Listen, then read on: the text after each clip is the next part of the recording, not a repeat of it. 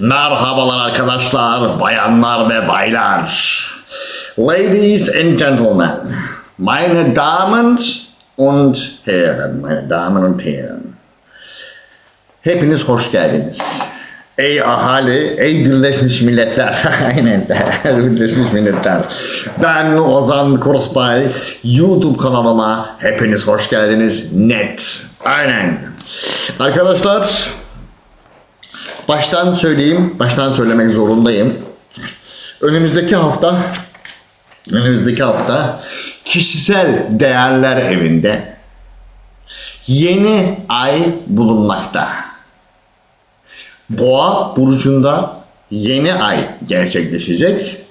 Yani herkes kim olursa olsun istisnasız ürettiği kadar var olabilecek. Çünkü boğa üretim demektir, yenilik demektir. Orada yapacak hiçbir şey yok. Aynen. Çünkü yaşam alanında Satürn var. Disiplin, istikrar.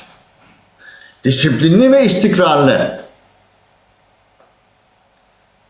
Yaratıcılığını ve değerlerini geliştirdiğin sürece ve bunu Plüton'un Kova burcundaki retro hareketinin dönüşümüne ayak uydurabildiğin sürece dünyadaki varlığın devam edecek. Aksi takdirde hiç kimse ben niye kale alınmıyorum, ben niye sayılmıyorum, işte ben insan değil miyim? Kardeşim, matematiğe uyuyor mu? Algoritman sağlam mı? Var mı? Güncellendi mi? Yeteneklerini sergiliyor musun? Ve yeteneklerinin başkasına faydası var mı? Net! Bunlar yok ise sen de yoksun. Neden? Çünkü Plüton Kova'da 11 numaralı ev. Ve oradayken yeni ay gerçekleşiyor. Dev bir süpürge düşünün. Eksi olan her şeyi, herkesi istisnasız süpürecek olan. Kardeşim, senin kendine faydan var mı? Yok. O zaman bize zaten yoktur. Bir önceki level'a, bir önceki boyuta. Biz 5. boyuta çıkıyoruz. Cep telefonu olarak çoktan çıktık. Şimdi bedenimizi oraya aktarıyoruz.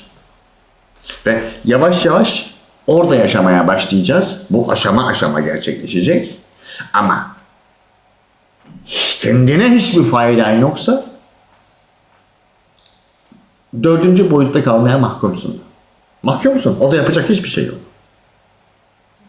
Gölgelerin gücü altına. Gölgeler ki Plüton. Bu kadar basit, net. Bu kadar basit ve net.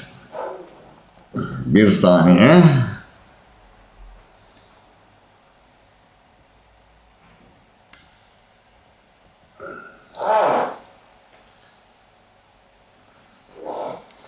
Değil, bulamıyorum.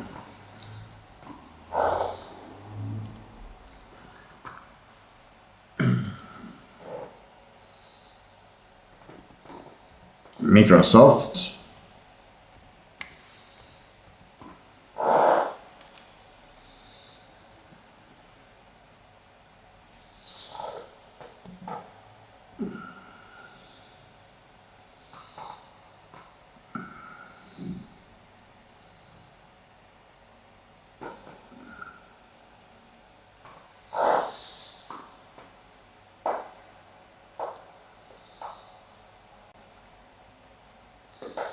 Yok, bildiğini bulamıyorum ya. Nerede olduğunu unuttum. Bulamıyorum. Yazı tahta gibi kullanıyordum ya hani.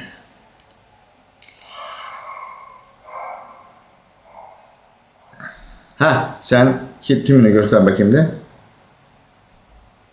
Tamam. Değil. Bu kadar mı?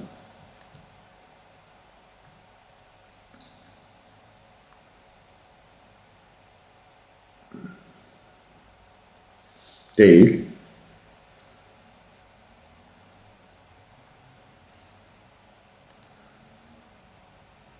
Bunların hiçbiri değil kardeşim. Değil.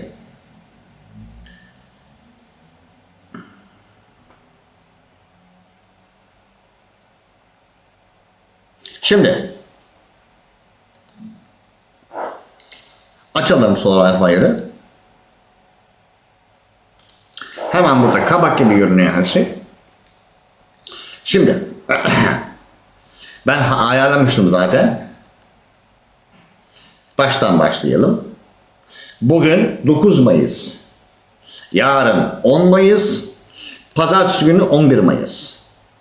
Şimdi buradaki en önemli gerçek, pazartesi günü ayın Balık burcunda ay düğümü ile kavuşuma hazırlanması. Ancak şöyle bir durum var. Orada ki en büyük ayrıntı, en çok bilinmesi gereken ayrıntı, ay düğümünün durağan pozisyonda olması. Hatta sırf durağan pozisyonda da değil. Farkındaysanız burada pazar günü ay düğümü siyahta, yani retro hareketinde olmayan bir duruma. Ama bir gün sonra retro hareketine başlayacak olan bir duruma. Çünkü kırmızı S. Yani boşlukta olacağız. Boşlukta olacağız ve bu ay düğümü döngüsünde boşluktayken geçmiş alışkanlıklarımız, bırakamadığımız alışkanlıklarımız bizi o sırada geri çekmeyecek biz ilerlemeye çalışırken. Çünkü hem retro hareketiyle geri çekiyor, hem Balık burcu matematiksel olarak eksi bir burçtur. Bizi oradan geri çekmeye çalışıyor. Çift taraftan. Ama S olduğu için daha o tarafa döndü ama harekete geçmedi. Daha o tarafa retro hareket, retroya geçti ama da yani kırmızı ve kırmızı. Kırmızıya geçtiği an, al göstereyim hemen. Kırmızıya geçtiği an, tak bak bir gün sonra da çat retro. Gördün mü? Kırmızı. Ama tam kavuşumdaki kırmızı da değil. Kavuşumundan bir gün önce de bak. Hem normal boşluk hem kırmızı boşluk. Yani senin çok rahat bir şekilde hareket edebileceğin bir alan, bir zaman dilimi. O zaman diliminde senin ne yaptığın önemli zaten. Net, tertemiz. Bunu çok iyi bir şekilde kullanılması gerekiyor. Çünkü önümüzdeki haftanın sonunda Boğa burcunda yeni aya gireceğiz. Yani eksi bir yeni ay. Yeni ay Koç burcusu enerjisi taşır. Seni fişek gibi öne atar Koç burcu. Ama yeni ay matematiksel olarak eksi bir burçta. Boğada, değerlerde. Git. Ama eksiyle eksiyi çarpmaya git. Yani artıyı oluşturmaya git. Orada yapacak hiçbir şey yok. Yani istediğini yırtsan, istediğin taraflarına yırtsan, hayır böyle olur. Beni ilgilendirmiyor. Matematiksel olarak elinde eksiyle eksinin çarpımı olan artı var mı kardeşim? Yok. Bitti. Benim için o sonuç önemli. Bitti. O kadar değer göreceksin çünkü. Biz seni Plüton Kova aşamasında tek otoriteleri yıkıp tek tek herkesi yeteneğine göre sınıflandırıp o yeteneğinde ne değerler yarattığına bağlı olarak sınıflandırıp alacağız zaten önümüzdeki 15 sene. Ben Plüton olarak Kova burcuna boşuna mı girdim kardeşim? Ben geçtiğimiz 15 sene ekonominizi boşuna mı bu hale getirdim? Ayıp denen bir şey var. Analitik olarak takip et. Analitik olarak takip edemiyorsan takip edebilen birine sor. Allah Allah. Tabii araştır. Deli mi ne? Kendi bu özellik yoksa özelliği olan birine soracaksın. Herkesi, her yaratılmış olan insanoğlunun özelliği birbirinden farklı. Eşit olarak yaratıldınız ama özellikleriniz eşit değil. Onu nereden biliyorsun? Natal haritandan. Özelliksel olarak eşit değilsiniz. Kimi onu yapabiliyor, kimi ötekini yapabiliyor. Ötekinden onun yapabildiğini ötekinden beklersen çok beklersin. O zaman suç onda değil, onu bekleyende. Sen haritasına baktın mı kardeşim? Bakmadın. Niye bakmadın? Bitti. Şimdi önümüzdeki hafta. Hop atladık pazartesi günü. Ay balıkta. Mars hala koçta. Merkür güneşte kavuşum yapmış boğa burcunda. Ay karanlıkta. Çünkü nereden biliyoruz? Daha yeni ay gerçekleşmedi. Yeni ay gerçekleşmediği her süre dolunay bittiyse ondan sonraki aşama yeni aya doğru gidiyorsun. Orası kararıyordur. Bitti. Bu astrolojik ve matematiksel bir gerçek. Hop geçtik Koç burcuna. Orada hareketlilik başlıyor zaten. İlk başta Ay Neptün kavuşumu. Ondan sonra aynı anda Ay Satürn kavuşumu. Yani ne diyor bu? Düşündüklerini, hayallerini Neptün ile gerçekleştir ama Satürn disiplininde. Yani matematiksel bir algoritmayı oluştur. Çat oturuyor mu? Mantık oturdu mu kardeşim? Oturdu. Python'da run successful zero yazdı mı? Yazdı. Tamam o zaman yardır. Ama dikkat et, kaotik bir şekilde yardıracaksın. Neden? Çünkü Mars Koç burcunda, kendi evinde. Ve Venüs İkizler burcunda yapmaya çalıştığın şeyi yaparken yaptığının illüzyon olup olmadığını kontrol etmen gerekiyor. Çünkü Venüs İkizlerde illüzyon verir. Onu da baz alman gerekiyor. Aldın tuttun, kontrol etmedin, yürüdün. Ya elindeki şey fake ise? İkizlerde bu özellik var çünkü. Yani sen o Venüs İkizler burcunda artıdan eksiye, eksiden artıya ışık hızında geçiyor. Sen artı mı arıyorsun? Evet. Elindeki eksi ama. Nasıl yani? Venüs İkizlerin eksisindeyken bunu aldın. Artısındayken al. Bakmadın mı alırken? Hayır ama. O zaman senin suçun. Sen kontrol edeceksin. Onlar senin değerlerin. Yolda düzeltirim yok. Tertemiz. Tertemiz, yolda düzeltirim yok. Ve ondan sonra zaten Ay Koç burcundan Boğa burcuna geçiyor. Ve Boğa burcunda yine ay gerçekleşecek. Ama bak burada geçti. Haftaya Cuma. Cuma değil. Cumartesi günü. Ay Güneş kavuşumu. Boğa burcunda yeni ay. Herzlich willkommen. Yapacak hiçbir şey yok. Ondan sonra zaten pazar günü ay ikizlere geçecek. Ama o gün zaten burada yayında olacağız. Yani bu ne demek oluyor? Önümüzdeki hafta 2 tane eksi var. Ay balık eksisi. Ay boğa eksisi. Jüpiter yengeçte bir eksi daha. Başka eksi olan var mı? Başka eksi olan şu anda görünmüyor. Güneş tabii eksi, onu sayma. Şimdi önümüzdeki hafta Plüton artıda, Neptün artıda 2, Satürn artıda 3, Mars artıda 4, Uranüs artıda 5, Venüs artıda 6, 6 tane artı var. Jüpiter eksi de 1, Güneş eksi de 2. Haftaya bir de haftanın sonunda Merkür İkizler burcuna geliyor, şimdi gördüm. Ama burada haftanın sonunda, haftaya pazar, ama o zamana kadar eksi de. Doğru mu? Doğru, bitti. O zamana kadar eksi de. 1, 2, 3 tane eksi var.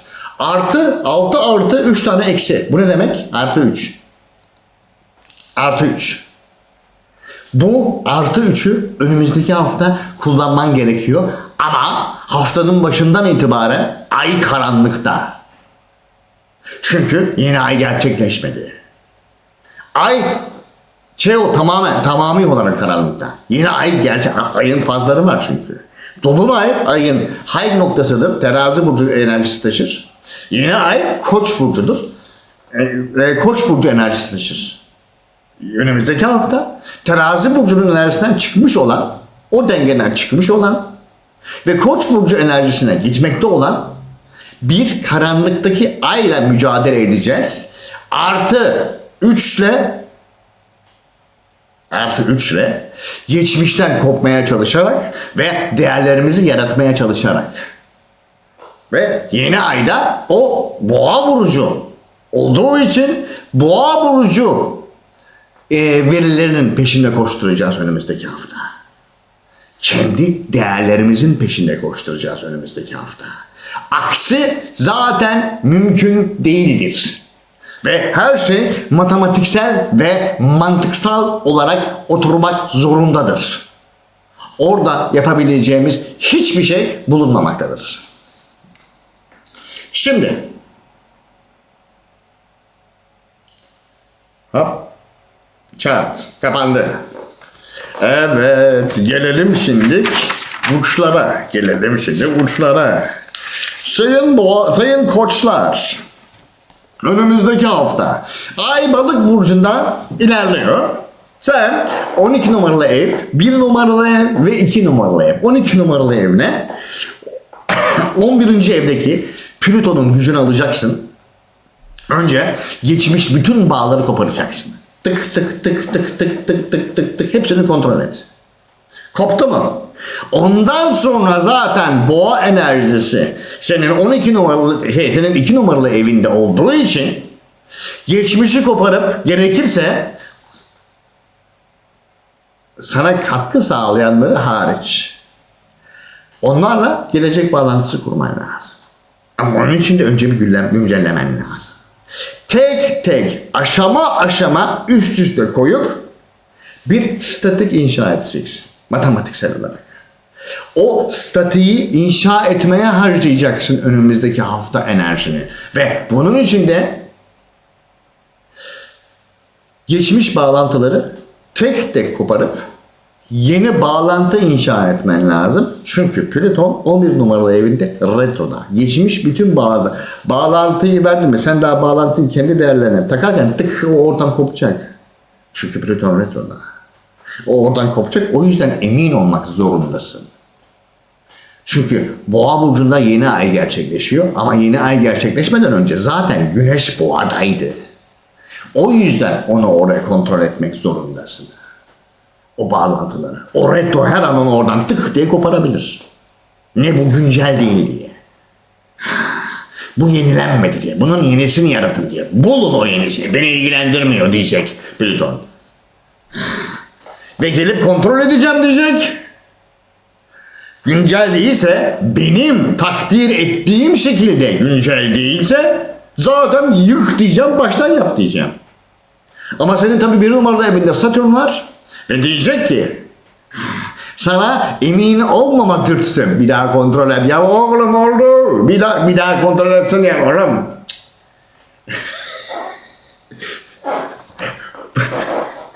Bu hafta kolluk bende. Yani kıllık bende. Çavuş, nöbetçi çavuş benim oğlum. Bu hafta kolluk bende. Yapacak bir şey yok. Benim kıllım. Bir daha kontrol edin lan. Bu Satürn gölge yeme. Buna Satürn gölge yeme deniyor işte. Venüs'ü orada iyi değerlendirmen lazım 3 numaralı evde. Yakın çevrene, güvendiğin birilerine sorman lazım. Bu bir illüzyon mu değil mi? Orada yapacağı o statik inşa olmak zorunda onun başka hiçbir şey yapacak hiçbir şey yok. Onsa dükkan senin sayın koçlar. Hazır Mars'ta 1 numaralı evde onun bütün enerjisini alıyorsun zaten yardır o zaman yapacak hiçbir şey yok. Yardıracaksın mecbursun yardırmaya you have to. Gelelim şimdi boğa burçlarına. Boğa burçları yani Patres, Enfili öncesi film yapacak bir şey yok. Plüton 10 numaralı evde oğlum. Yapacak bir şey yok. Plüton 10 numaralı evdeyse sıçtı bu. Yani yapacak bir şey yok. Olsa dükkan senin. Niye? Çünkü balık senin 11 numaralı evinde.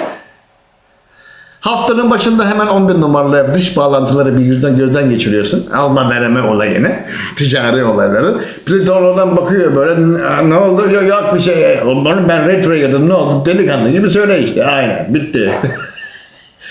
İzliyorsun yukarıdan böyle delikanlı gibi söyle işte ya. Ayıp denen bir şey var. Bak sonra yıkacak olan gene benim. Yani kimden neyi saklıyor? Ben yeraltı dünyanın kralı kimden neyi saklıyor? Baba ya alışkanlıklarını saklıyor. İyi, tamam sıkıntı yok. Yıkarken de acaba bu şekilde bakabileceksin. Bu adam öyle diye giriş yapacak. Çünkü boğa geçmiş alışkanlıkları var. İşte onları orada tıkır tıkır helalleşmen gerekiyor onlarla. Onlarla helalleşmen gerekiyor.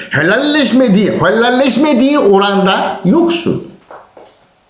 Sayın boğa, helalleşmediğin oranda yoksun. Bir de Satürn 12 numaralı evde boğada. O iyice koruma altına alıyor. Oğlum onun son kullanma tamam tuttuğu şey neyse onunla beraber buhar edin. Bırakamıyor kardeşim, onunla mı uğraşacağız biz? Tuttuğu neyse bırakmamak için tuttuğu şey neyse onunla beraber buharlaşsın. Hani Doktor Strange'da var ya buharlaşıyorlar. Onunla gibi buharlaşıyor. Bak tut, bırak sen de buharlaş. Ama artık bak evrende adil, kolunda tuttuğu şeyi sadece buharlaştırıyor. Ama orada çavuşun kolluğu var ya, onu da bak ona ben zaten kılım. Zaten kılım. Zaten onunla beraber buharlaşıyor. Allah bak Allah'a da verdim diye senin boğayı götürüverir. Çünkü haftanın başında oradan sonra atış yapacaksın. Bir numaralı ev, yeni ay. Atış yapacaksın. O atışa hazırlanman gerekiyor. Yapacak hiçbir şey yok sayın bu. Venüs ikizlerde şimdi değerler evinde ya. Bir de geldi baktı hiç kontrol etmedi. Komple bir şey illüzyonmuş. Elini bir attı hiçbir şey yok. Kontrol etmediydin değil mi? Ben geçmişi savunmakla meşguldüm. Fatura sana çıkacak. Yapacak bir şey yok. Gelelim şimdi ikizler burcuna. Sayın ikizler burcu. Plüton 8 numara, 9 numaralı evde. Bütün yaşam alanını tek tek güncelliyor. Her tarafı, bütün evleri. Çünkü üst bilinç evi, inanç evi, believe. Nasıl Almanca nasıl deniyordu? Wissenschaft evi. Wissenschaft evi.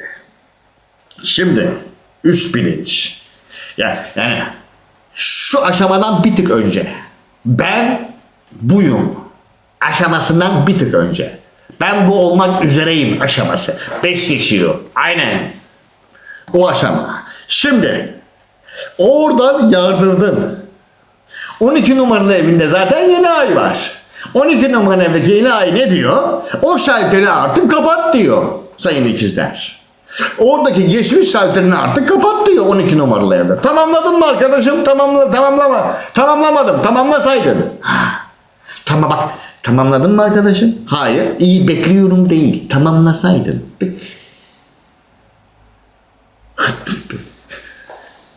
Türkiye olsaydı şöyle. Tamamladın mı arkadaşım? Hayır tamamladın mı? Yok tamamlamasaydın. Tamamlasaydın şart. Hadi ya ben de izin verirsin diye sordum.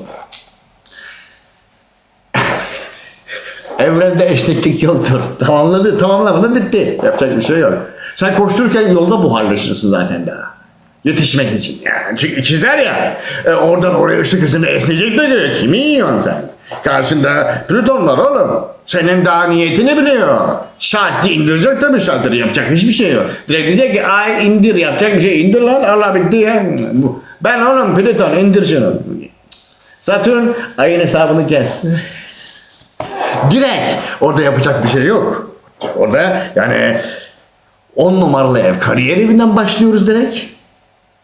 Orada güncellemeyi kontrol etmeye başladın. Şimdi ondan sonra baktın ki almayacak 11 numaralı eve geçecek. Koç burcuna. İstiyorsan yap. Orada o kadar meşgul olacaksın ki haftanın sonunda Boğa burcuna geçtiğinde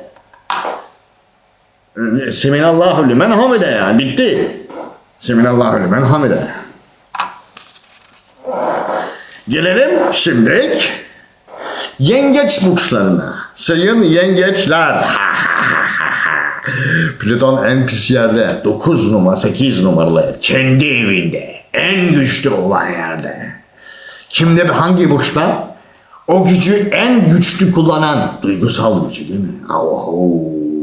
Empatinin kralı. Kraliçesi, yengeç. En zayıf yanın şu durumda senin empati yeteneğin oluyor. Aynen. Bana ne?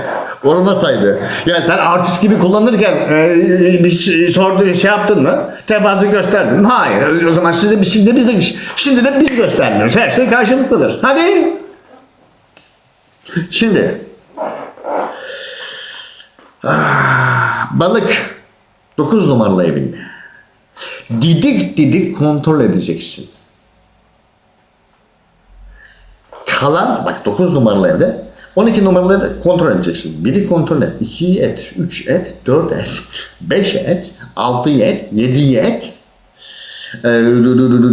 8 zaten işin içinde.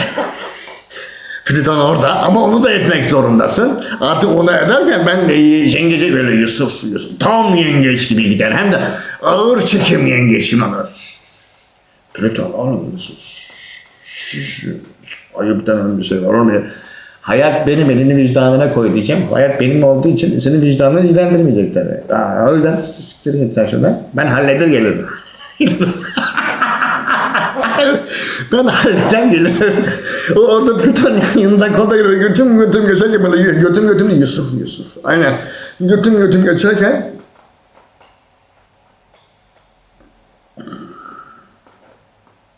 bakıyorum. Plüton orada varlığının farkında mı değil mi? Plütonlar aşağı bakıyor.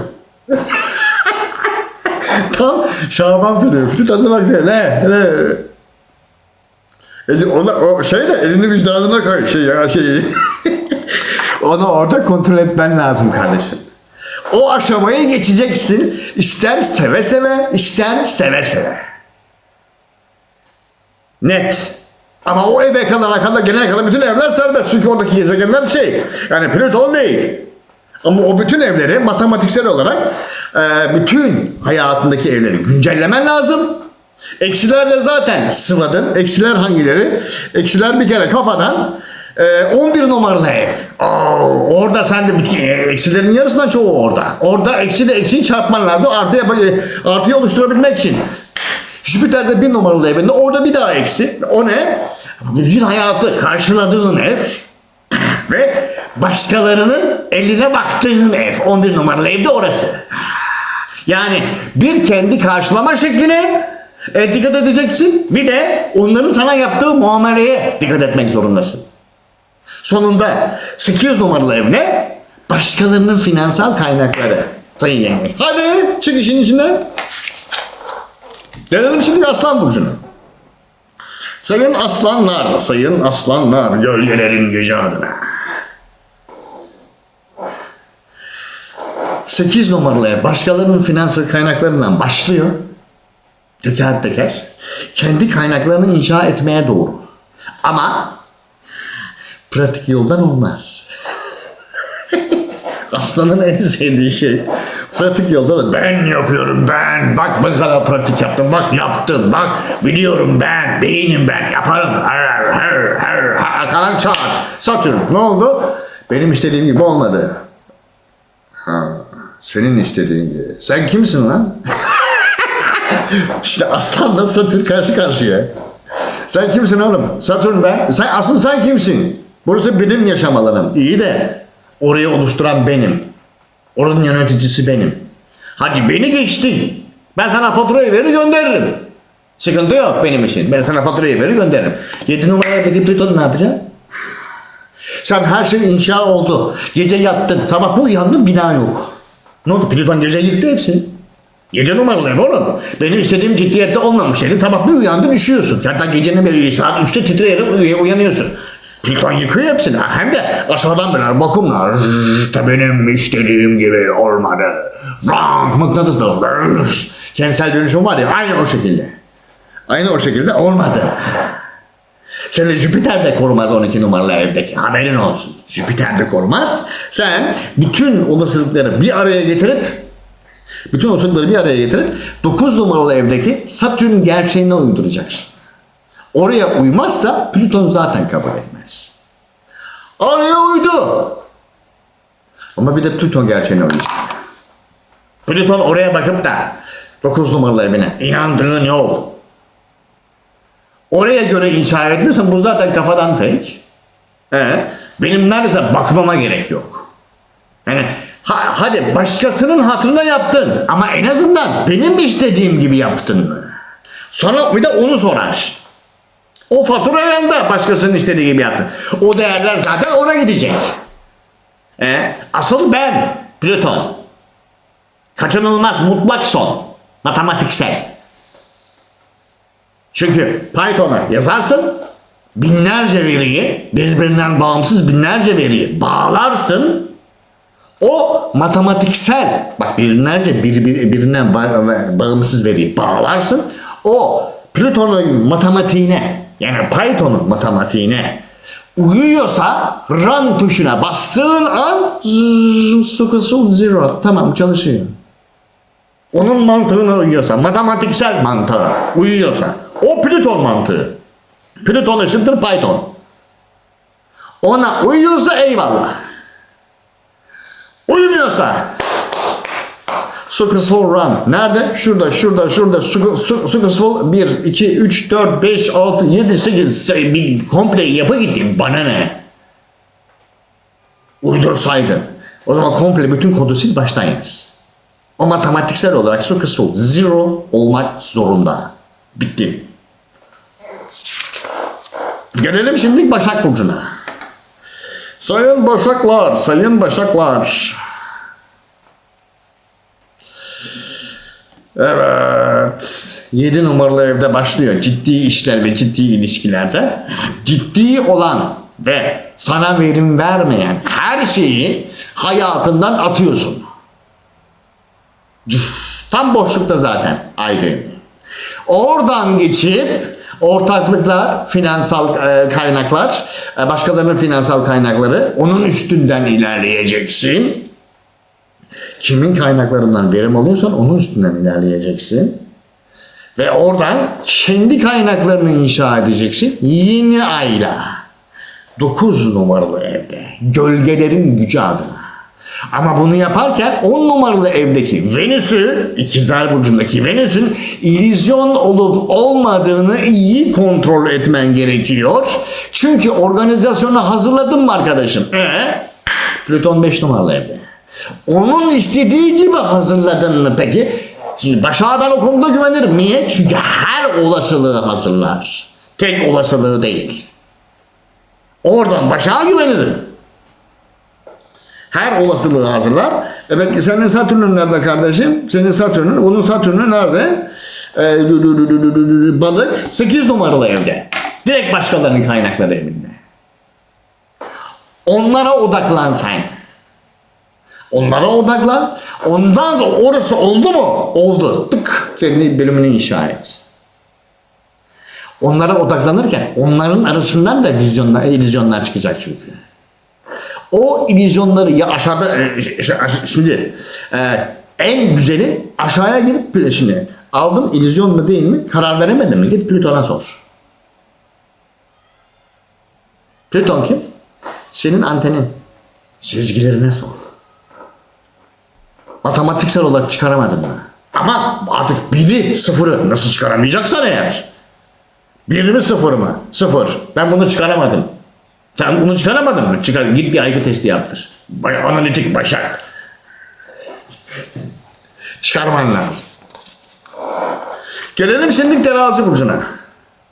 Terazi Burcu'nda ne diyor?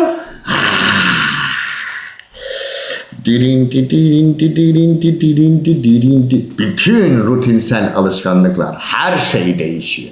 Artık hiçbir şey eski bildiğin gibi olmayacak. Orada seminallahu lümen hamide nomine patris en filio en spiritus sanctus diyeceksin. Orada yapacak hiçbir şey yok. Bir dakika bir şey. En nomine patris en filio en spiritus sanctus diyeceksin. Sayın Terazi. Orada yapacak hiçbir şey yok. O olaylara bile bakış açın değişmeye başlayacak. Çünkü Plüton yaratıcılık alanını geliştiriyor. Olaylara bakış açını geliştiriyor. Ama bu sende bayağı bir sancılı gerçekleşecek Sayın Terazi. Neden? Çünkü bir insanın kemik yapısına veya benzeri bir şey yapısına yatırdığın bir ameliyatta olur. İşer o. Yani, o değişir. O sırada anestezi almışsındır. O değişir. Sen uyandıktan sonra o kalan sancıyı fark edersin. Ama yaratıcılık direkt sezgisel bir dönüşümdür. Orada içeride bir dönüşüm vardır. O dönüşüm, sen üstelik bir de terazisin, vermeye alışıksın. O vermeyi durdurup da aynı zamanda dönüşümü de yani yaratıcılığı da dönüştürmek ve içerideki doğru bildiğin her şeyi de dönüştürecek. Bu yüzden senin çekeceğin acı bambaşka. Gerçek acıya benzemez. Retro hareketinde sene sonuna kadar. O Plüton kuralına uyacaksın. O Satürn gibi istikrarlı olacaksın 7 numaralı evinde. Aksi takdirde 8 numaralı evindeki değerleri alsan ne olur, almasan ne olur, sen hediye edersin. Terazisin çünkü. Yaparsın. Önce siz dersin, bitti. Ya onlar da önce ben derler, pırr. Gider. Buna dikkat etmek zorundasın sayın terazi. Oradan onu alıp gerçek mi değil mi matematiksel olarak bakıp mantığa oturttun mu, ama sen o mantığı oturtana kadar neler çekeceksin ben biliyorum, çünkü benim de Güneş burcum terazi. Yapacak bir şey yok. Gelelim şimdi akrep burçlarına. Dananın kuyruğu kopuyor. Düşün, Plüton'un yönettiği burçta 4 numaralı ev güncelleniyor.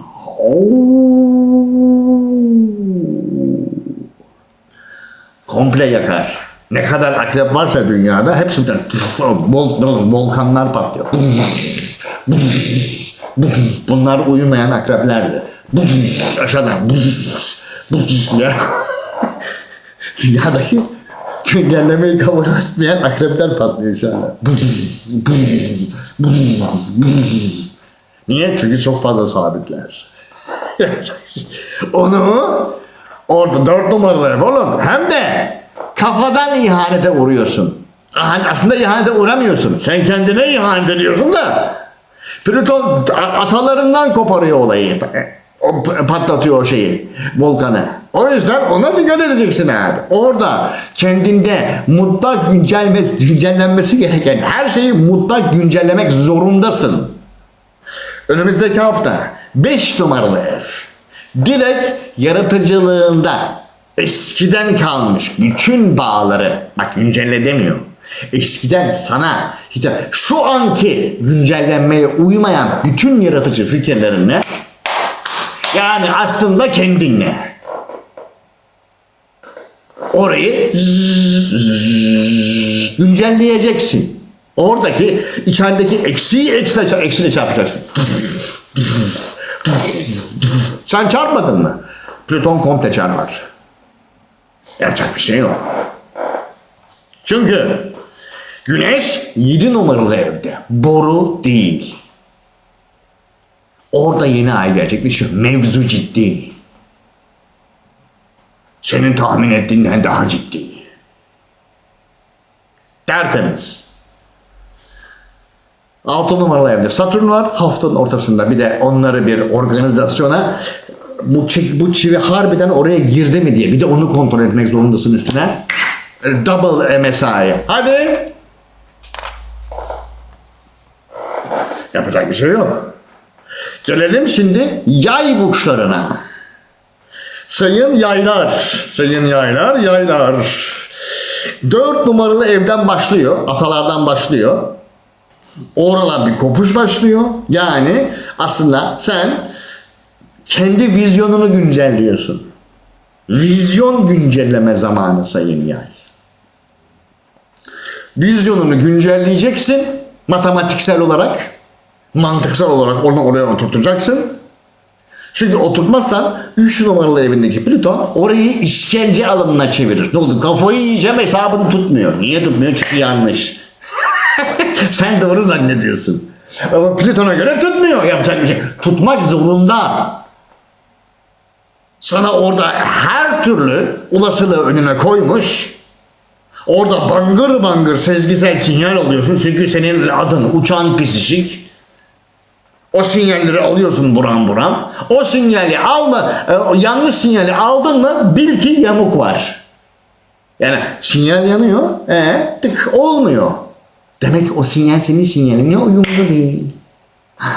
Uyumu bulacaksın zaten. Uyumu bulacaksın. Bir de uyumu istikrarlı yapacaksın. Matematiksel yapacaksın ve mantıksal yapacaksın. Yoksa zaten 5 numaralı evindeki Satürn zaten orada sana faturası. Her şey tamam ama bu uymuyor şimdi de. Abi sana mı yetişeyim, ona mı yetişeyim, ona mı yetişeyim? Ulan hava atarken ben ışık hızındayım diye hava atarken iyiydi. Şimdi o hızın sana battı, gördün mü? Hadi. Bunun hepsini uygulayacaksın. Aksi takdirde haftanın sonunda 6 numaralı evdeki yeni ayda ki verimi çok ararsın. Gelelim oğlak burçlarına. Baba, oğul, salladığına nasıl sayın oğlaklar. Evet. Yakın çevre ve kardeşlerden başlıyor dönüşüm.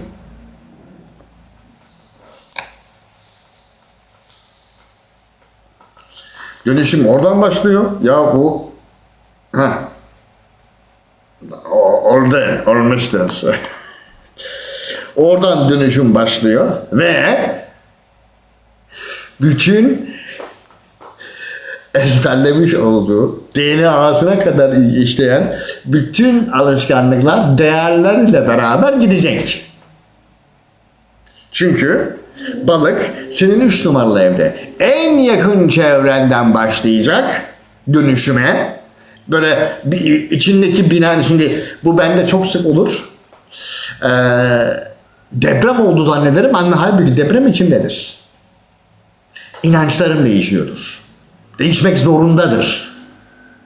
Ve bunun için çaba sarf etmek zorundayımdır. Çünkü benim natal haritamda 1., 2., 3. evde 8 tane gezegen var. Doğru değil.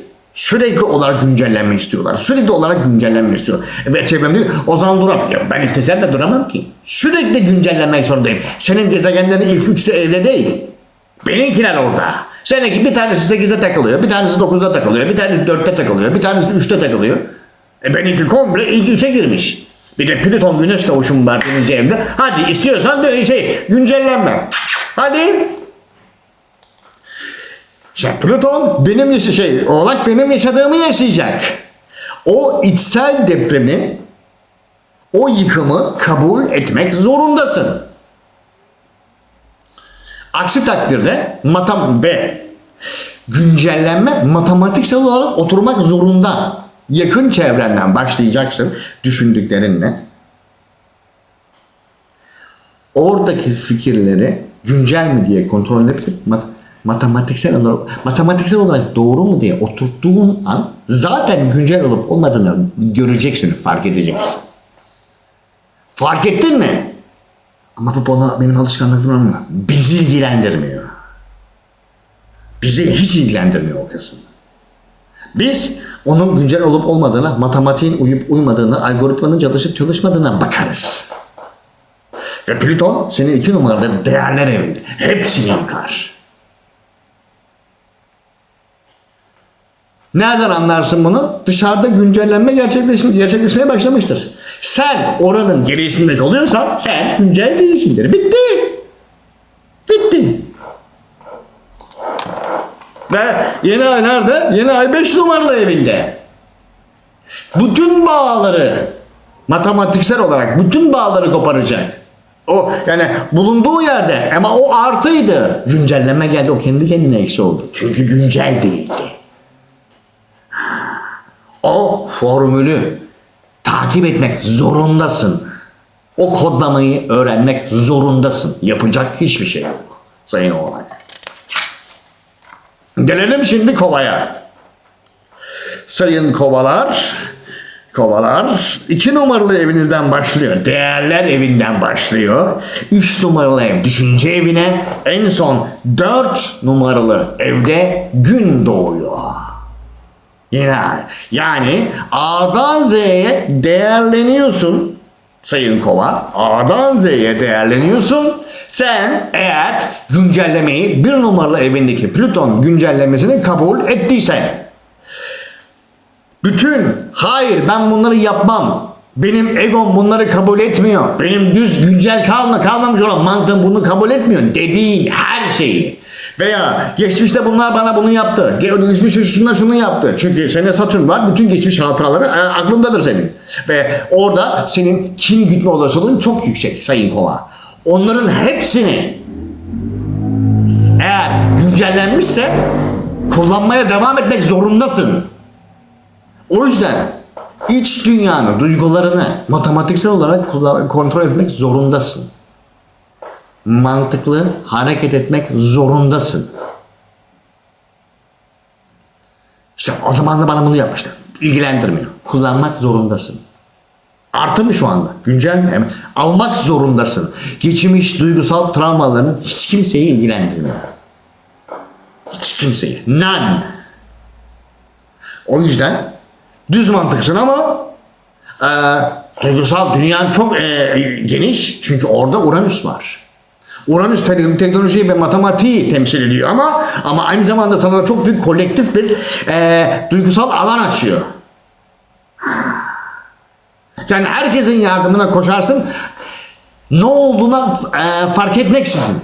Ama orada bir de zarar gördün mü onun yüzünden kendi önünü durdurursun Sayın Kova. Niye? Çünkü bir numaralı yönetici gezegenin Satürn. O orada hatıra olarak kalır ve sen sabit olduğun için oraya kin gütmeye başlarsın. Bu kötü bir şey mi? Hayır. Sadece güncellenmeyen bir şey. O kin duygusunu orada açmadın mı o oradan eksiden artıya dönmez. Matematiksel olarak. Yapmak zorundasın. Bu da işte matematiksel dünyayla duygu dünyasının arasındaki fark. O duygu orada değişmedi mi matematiksel olarak bir işe yaramaz. O yüzden önümüzdeki hafta buna dikkat etmek zorundasın sayın Kova burcu. Yapacak hiçbir şey yok. O cevheri elinde büyütecek ve yenileyeceksin. Daha önce ne yaşamış olursan ol. Çünkü balık boru değil, geçmiş alışkanlıklar. Gelelim balık burcuna. Zırnanın zırt dediği yere. Aynen. Sayın balıklar, bir numaralı ev. Hayatı karşılama şekli evi. O karşılama şeklini bile değiştireceksin. Ve bütün her şeyi bırakacaksın geride. Bütün daha önceki karşılama alışkanlıklarını. Algoritman A'dan Z'ye, o başındaki kodlar A'dan Z'ye güncellenmek zorunda. Çünkü güncellenmezse değer kaybına uğrayacak. Çünkü Boğa burcunda bu hafta yeni ay var. O bulunduğu yerde değer kaybetmeyecek. Değerini komple yitirecek. Çünkü güncellenmedi. Sebep Plüton retrosu başladı ve Boğa burcundan yeni ay var. İkisini birleştirdiğin an matematiksel olarak bu çıkıyor ortaya. Bitti. Ve zaten bunun için en başta gösterdiğim ay düğümü durağan pozisyonda. Onu fark edip oradan tık diye çıkarman gerekiyor. Mantıklı hareket etmek zorundasın. Ondan sonra değerlerine gideceksin Koç burcuna. Orada değerlerini disiplinli bir şekilde rutinlerine oturtup Sokasıl zero mu? Run çalışıyor mu? Muazzam. %100 çalışıyor mu? Çalışıyor. Çalışmıyorsa çalışır hale getirir. 0.1'i bile kabul etmiyoruz. Bu Alman mantığıdır. 0.1'lik hatayı bile, çünkü o zaman makine çalışmaz. Ve o zaman bizi göre bozuktur. Bitti. Çünkü Güneş 3 numaralı evinde. Oradan en yakınına kadar her şeyi kontrol edeceksin. Güncel misin kardeşim? Değilim. O zaman üzgün. Ama bunca yıllık hukukumuz var. Beni ilgilendirmiyor. O hukuk bağı sizi zaten ayıracak. Plüton. O duygusal bağ sizi ayıracak zaten. Tık diye kopacak. Bitti. İstesen de istemesen de o kopacak. Arkadaşlar şimdilik benden bu kadar. Ben Ozan Kurtbay. Daha sonraki videolarda görüşmek üzere. Herkese şimdilik arrivederci. Eyvallah.